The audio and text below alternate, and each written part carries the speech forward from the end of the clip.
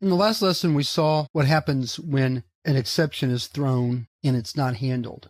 In this lesson, we're going to begin to look at how to handle exceptions by using a try-catch statement. So let's get started. We're going to start a program called try-catch.java. And before I begin actually demonstrating the try-catch, let's look at the general form of a try-catch statement.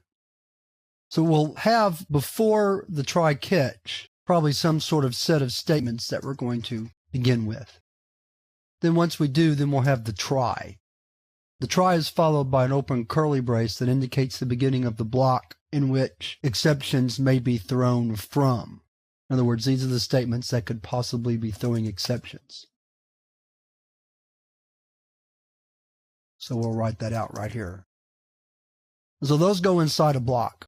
To make that a little bit easier to follow, I'll put it down here. The try is followed by a catch. The catch always has a parameter, and that will be some type of exception object. It can be a built-in exception, for example, one of the ones we saw in the last lesson, or it can be an exception that you create yourself. You can create your own exception objects. Inside the catch will go a set of statements to clean up whatever went wrong.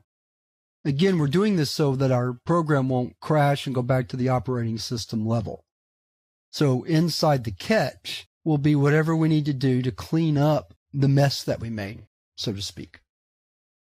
So with that, let's look at an example. Let's recreate the exceptions example from earlier.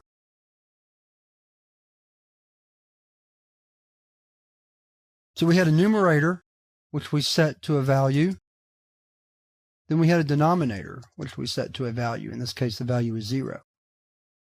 Now, at this point, we're ready to introduce the try-catch. So here we'll put the division expression itself. And that's all we need to have in there. Now we'll have the catch. Our parameter will be the exception that can be thrown, which is called an arithmetic exception. And then we'll just write E as our variable for that, or object. It's very common just to use the letter E. You can certainly have something more expressive if you want to.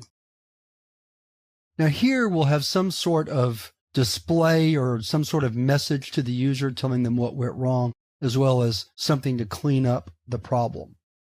So here we might say system out, print line, can't divide by 0, followed by some way to fix that, and then try the statement again. Now, of course, right here, I'm simplifying things quite a bit.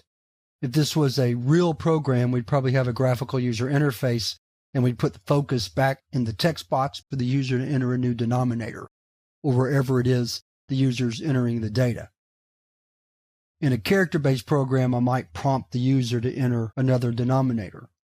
But just to keep things simple, I'm just going to reassign it myself right here to demonstrate that we can work our way out of this by reassigning a non-zero value for the denominator. So let's save this, go back to our command prompt. So now let's compile the program, javac, try-catch.java. Then let's run it. So we see we printed the message, can't divide by 0, then it divided 12 by 2 to give us 6. So that's how the try-catch statement works. We try something that could lead to an exception. If the exception occurs, then it's caught here, and we do what we need to do to clean it up, and then continue on with the program. Of course, this is the end of the program, so we stop. But if there was more, it would go right after we end the catch. So those are the basics of the try-catch statement, and let's move on to the next lesson where we're going to look at another example.